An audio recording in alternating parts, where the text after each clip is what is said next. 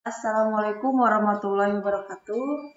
Perkenalkan, nama Kakak Murti, kakak dari program studi pendidikan teknologi informasi dari Universitas Muhammadiyah Palangkaraya.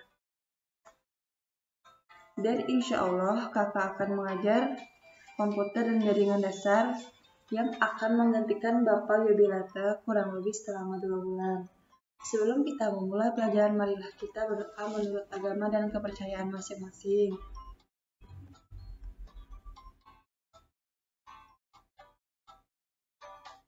Pelajaran sebelumnya tentang menerapkan K3LH, kesehatan, keselamatan, dan keamanan kerja dan lingkungan hidup.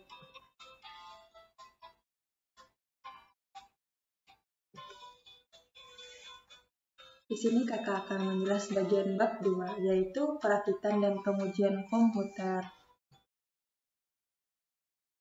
Merakit sebuah komputer tentunya tidak bisa dilakukan secara sembarangan. Dalam memasang komponen komputer tidak bisa main asal colok saja, tetapi harus benar-benar memperhatikan langkah-langkah dalam merakit sebuah komputer.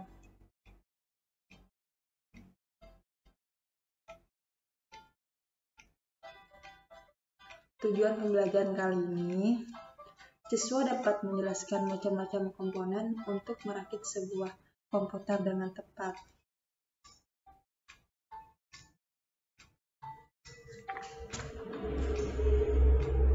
Pada pembelajaran kali ini, kita akan membahas secara mendalam mengenai komponen untuk merakit komputer.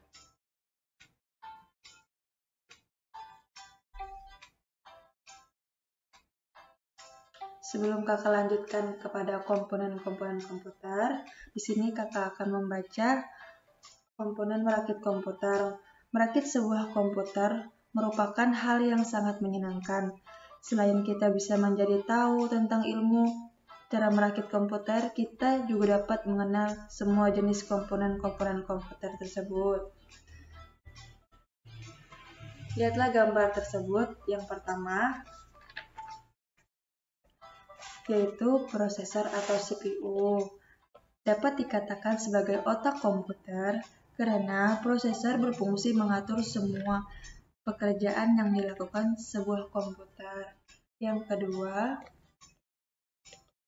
motherboard. Motherboard adalah papan sirkuit tempat berbagai komponen elektrik saling terhubung seperti pada PC atau Macintosh dan bisa disingkat dengan kata mobu.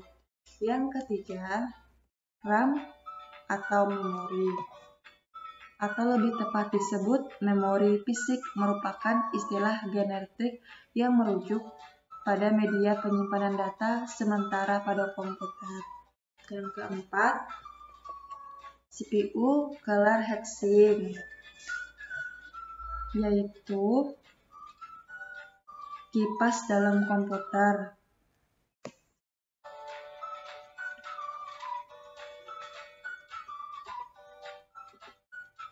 Yang kelima adalah VGA cards. VGA card bisa dinamakan juga dengan video card, video adapter, display card. Istilah VGA sendiri juga sering digunakan untuk mengacu pada resolusi layar berukuran 640 x 480. Kartu VGA berguna untuk menerjemahkan keluaran komputer ke monitor untuk proses desain grafis atau bermain video. Diperlukan kartu grafis yang berdaya tinggi. Yang keenam, yaitu hard disk. Hard disk adalah sebuah komponen perangkat keras yang menyimpan data sekunder dan berisi piringan magnetis, media penyimpanan data dengan kapasitas memori yang besar. Yang ketujuh, optical drive merupakan perangkat keras penyimpanan data dengan media penyimpanan berupa keping CD atau DVD dengan menggunakan teknologi optik. Yang kedelapan adalah casing. Casing merupakan komponen yang berguna untuk melindungi komponen-komponen hardware dalam CPU agar aman dari gangguan luar yang dapat merusak komponen tersebut.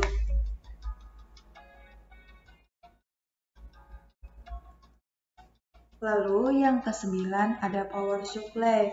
Power supply berfungsi sebagai penyuplai tenaga listrik pada motherboard dan beberapa perihal lainnya. Yang ke-10 kabel data dan kabel power.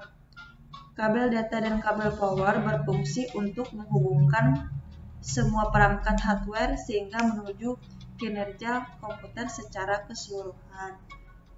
Yang ke-11 di sini kakak akan menjelaskan yaitu monitor. Merupakan sebuah media keluaran atau output yang membentuk gambar visualisasi tampilan sistem operasi yang akan digunakan.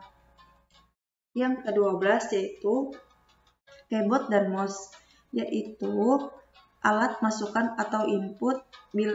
Bila device ini tidak ada, maka Anda tidak akan bisa bekerja pada PC. Selanjutnya, baut dan toolkit. Baut dan toolkit yaitu seperti obeng dan tang berguna untuk merakit komputer agar semua komponen komputer terpasang dengan baik.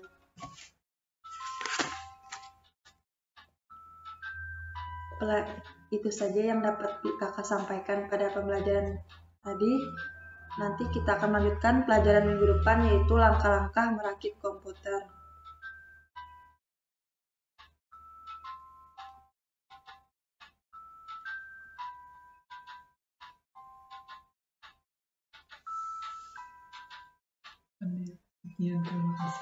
Sekian dan terima kasih. Jika ada yang ingin bertanya, kita lanjutkan di grup ya adik-adik.